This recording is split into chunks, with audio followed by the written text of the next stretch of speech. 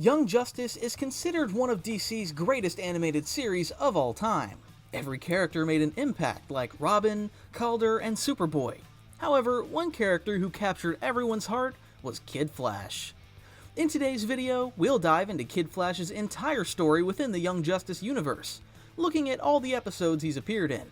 This is the life and death of Kid Flash in Young Justice. In the Young Justice series, Kid Flash is an original member of the Justice League's B-Team, made up of young heroes. His origin is detailed in Young Justice number 5. During the team's camp, he recalls that Jay Garrick became Flash decades ago due to an explosion, and that this Flash had a fan, Barry Allen, who recreated the events of his origin to become the new Flash.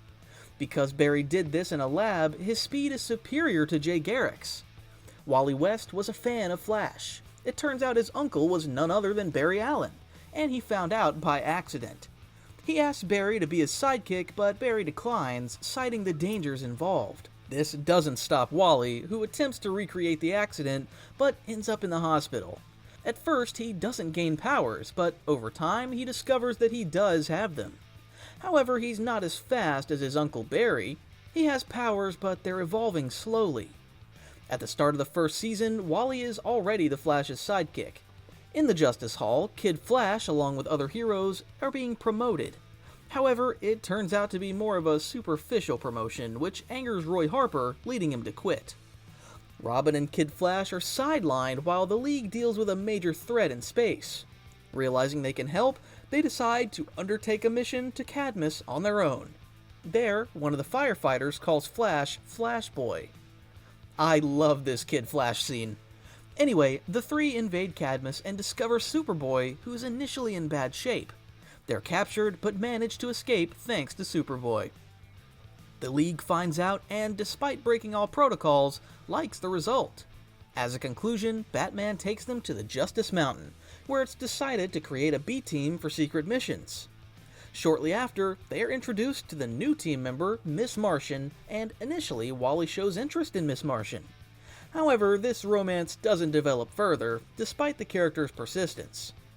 Wally takes part in the team's first unofficial mission at a power plant involving the villain Mr. Twister. They initially fail, but when they work together, they manage to defeat him. When Miss Martian destroys Twister, Wally picks up an eye as a keepsake, calling it a souvenir of the mission. Something he starts collecting and doing on all missions throughout the season. Cool souvenir! The first official mission happens in episode 4, when Batman sends the team to Santa Prisca to investigate the Cobra organization. This is where Kid Flash first dons the stealth suit, which is a fan favorite. He gets into a bit of a debate over who should be their leader, but in the end, everyone accepts Calder as their leader. The mission ends successfully, and they receive praise from Batman. Wally gets along well with his teammates, but despite this, he comes off as a bit arrogant, considering his super speed abilities. During training with Black Canary, he doesn't perform well, and during the escort mission for Amazo, he uses a biker look and a motorcycle to disguise himself. When fighting Amazo, he loses control. Wally saves Robin, and together they manage to defeat Amazo using Superboy's plan. This is when Artemis finally joins the team, bringing a whole new dynamic for Kid Flash. Initially, Kid Flash doesn't like Artemis. He feels that she's replacing his friend Roy, who's now Red Arrow. Despite his reluctance, he ends up teaming up with Artemis to stop a League of Shadows machine. They continue to clash during the mission. While trying to protect Rocket, they're attacked by the Shadows, including Cheshire. Kid Flash is easily defeated by them, but Miss Martian saves him. The Shadows eventually retreat, and Kid Flash unjustly blames Artemis for the defeat. The team manages to prevent the villains from breaching a Wayne Tech security system, and Artemis is finally admitted to the team. Right from the start, Artemis suggests that she and Wally should be a couple, but Artemis herself says she isn't interested in him. At this point, the team is instructed to find Kent Nelson, the current Dr. Fate, who's gone missing. Clarion, who is after the Dr. Fate helm, is the one who kidnapped him. The team goes to investigate the tower and has a direct confrontation. In this episode, one of Wally's most iconic moments happens because to stop Clarion, he ends up using the Dr. Fate helm after Kent Nelson dies. As Dr. Fate, Wally does an amazing job. Technically speaking, it's Nabu controlling Wally's body here, but the fight is pretty epic, and Nabu wins. The problem is that Nabu doesn't want to return Wally's body.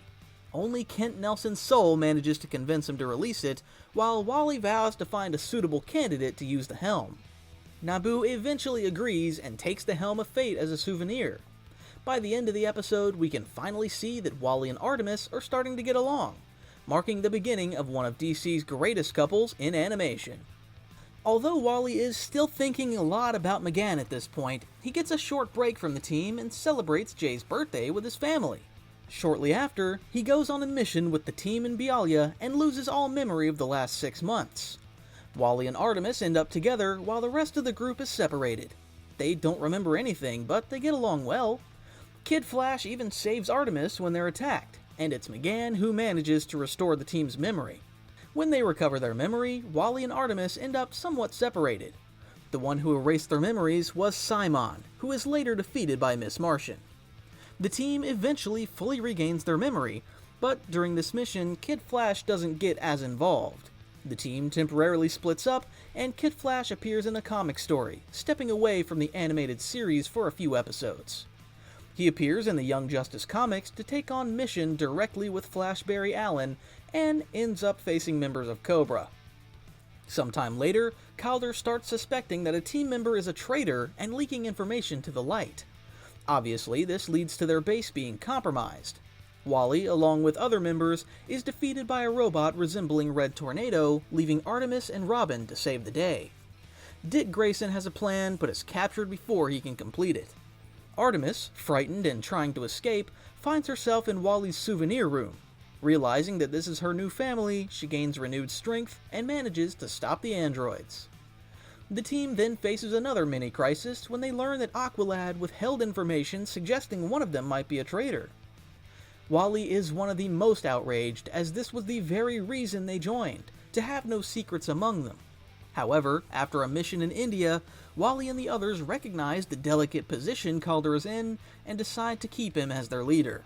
In this episode, Wally makes a big joke involving Crypto the Super Dog about Superboy's new pet. It's gonna need a name. How about Crypto? I'm out. A month later, the team faces their biggest mission yet, confronting the Injustice League. While the League is busy with Poison Ivy's plants, Wally West helps fight the villains. It's worth noting his involvement with Artemis, who starts showing signs that she likes Wally. By the end of the episode, Calder puts on the Helm of Fate. Wally is furious about this, fearing he would lose his friend.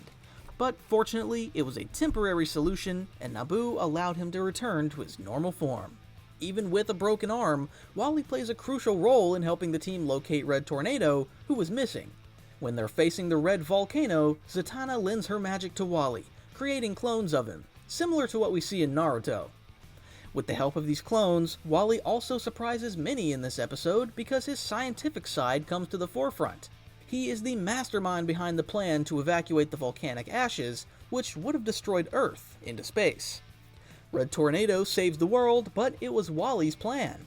During an alien invasion exercise, Kid Flash is deeply affected by the Artemis's fake death, which impacts the entire team. In the same exercise, Kid Flash and Robin are the last to die before Martian Manhunter figures out what he needs to do to cancel everything. Although this episode is just a simulation, it is one of the coolest because it shows the team's integration and Wally's scientific side. Throughout the exercise, he doesn't abandon anyone, even knowing they might already be dead. In the Halloween episode, it becomes clear that Wally still doesn't know about Megan's relationship with Connor. He ends up being the third wheel on the date and participates in a prank involving Martians, which interestingly resembles Marvin the Martian from Looney Tunes. During this event, the land is divided between adults and kids. Wally again opposes fate for wanting to use Zatanna as the host. And this is how we reach the most important episode for Wally in the first season of Young Justice. It happens on Wally's birthday when he's finally out of the cast on his arm.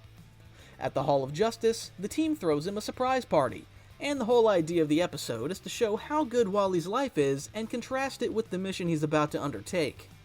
The main team is assigned a mission involving snow, while Kid Flash has to deliver a heart to a girl on the other side of the United States. At the start of the episode, Wally is disappointed because this was his chance to finally work with the Justice League, but it's been postponed. So he goes to pick up the heart and starts a long journey across the country. He doesn't seem 100% focused on the mission and gets distracted several times, even being tricked by the villain Vandal Savage, who manages to distract him for several minutes. Wally fails to realize that, although this isn't a major world-saving mission, it is just as important. When he finally stops being selfish and starts thinking about the girl who will receive the heart, he manages to focus on the task. A doctor tells him that he's 12 minutes late, and Wally panics, blaming himself for being late, but this was a lie.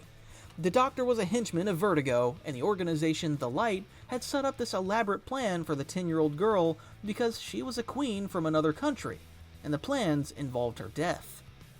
Luckily, Wally figures out the setup, recovers the heart, and delivers it to the girl in time. However, in the next scene, it is revealed that she died.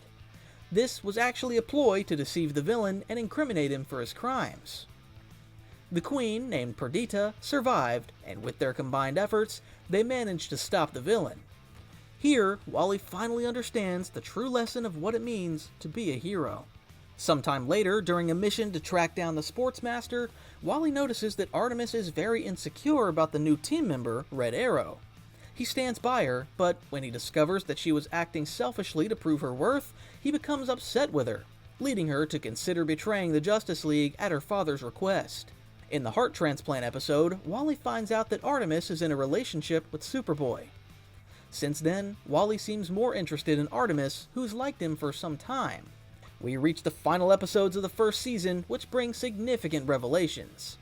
The team has a unifying moment when all three suspected of betrayal end up telling the truth. Wally fully supports Artemis, who reveals that the Sportsmaster is her father. They become very close, and it's evident that they will soon be together. The team manages to thwart Lex Luthor and other villains on Santa Prisca Island. However, they're unaware that the Light has been working behind the scenes, manipulating Roy to be the team's traitor, which leads to the Justice League being controlled by the Light. This leads us to the final episode of the first season, where Wally plays a significant role. With the Justice League compromised, Wally and the others invade the Watchtower. They split up to defeat one member of the League at a time. Wally ends up facing his mentor, Flash, and with the help of Artemis and Aqualad, they manage to defeat him. When all the League members are restored, they celebrate their victory. And finally, Wally and Artemis share a kiss. Now, the events of the second season of Young Justice begin, which we know has a very sad outcome for Wally. Exactly 5 years after the events of the first season, the team has changed completely and is now facing a new threat from the Coluans. Surprisingly, Wally West is no longer Kid Flash. It is not explicitly revealed why Wally gave up being a hero, but the series creator mentions several reasons, including Wally's maturity, Jason Todd's death, his powers not being as fast as Barry's, and his relationship with Artemis. He takes a while to appear in the second season. This only happens in episode 4, when the High Harper clone is stealing money to try to find the original Roy. Wally, along with other heroes, makes an attempt to intervene with Roy, but it proves futile, frustrating Wally. When he returns home, we discover that he is still with Artemis. It is only in episode 6 of this season that Wally has a more significant role. A time-traveling speedster appears in the present day. Bart Allen, Barry's grandson from the future. Naturally, Wally is called in to help with the situation. Flash and Impulse also assist. Wally decides to help and dons his old suit again. The three speedsters perform a triple wind vortex, and it is clear that Wally is the slowest of the three by a significant margin. During the battle, Barry nearly dies but is saved by Bart, who is then also saved by Wally. When Bart Allen is about to return to this time, we learn that he is stuck in the present because his machine broke. Despite this brief return to heroism, Wally does not decide to resume his hero career just yet. A few weeks later, Wally becomes very concerned about Artemis's mission, which is called for by Nightwing to a NASA base. Artemis is placed as a spy within the enemy lines under the alias Tigress. Despite this, Wally respects Artemis's desire to carry out the mission, but is aware that she remains in great danger. After the destruction of Justice Mountain, Wally expresses his frustration with Nightwing and is terrified for Artemis's situation. He even suspects that Calder, Aqualad, might be a double agent. Unfortunately for us Kid Flash fans, he only returns later in the second season, in episodes 19 and 20. Artemis's identity and the truth about Calder are revealed, requiring decisive action from the team. It is here that Wally makes his return as Kid Flash for the second time this season. He fights alongside Artemis and has a great moment with her. Additionally, he confesses that he plans to retire after this mission and wants Bart Allen to succeed him as the new Kid Flash. The team manages to defeat the Light and the Reach, but the Reach does not give up and executes a final plan to destroy the planet. The entire world is threatened by Reach devices, and the team needs to split up to save the world. Wally, along with Artemis, works to stop the technology in Paris. However, the last mechanism appears at the North Pole and activates a bomb. Wally, Impulse, and Flash perform the same hurricane maneuver they did at the beginning of the season to save the world. In the end, Wally is not fast enough on his own and decides to join the Speed Force to provide extra energy to Flash and Impulse. Kid Flash's epic sacrifice is crucial, as it is thanks to his contribution that they have enough kinetic energy to detonate the explosion and save the world. Barry then reveals to Artemis that Wally loved her very much, and she cries over his death. In the end, it is up to Artemis to inform Wally's parents about the tragedy. At the Watchtower, everyone honors Kid Flash's memory, including Batgirl, who takes up the mantle of Kid Flash. And so ends Wally West's journey as Kid Flash in the Young Justice series. In the following seasons, he's mentioned in some way, but there are no concrete indications of a possible return. Connor has a vision of Wally while in the Phantom Zone, but nothing beyond that. We don't know if Wally will return in some form in the future, but his story in the first 2 seasons is memorable, especially the final sacrifice. And so, we conclude the summary of Wally's journey in the series. If you liked the video, leave a like and let us know in the comments if you want to see the story of any other character. Don't forget to subscribe to support the channel and help us become the biggest nerd channel on YouTube.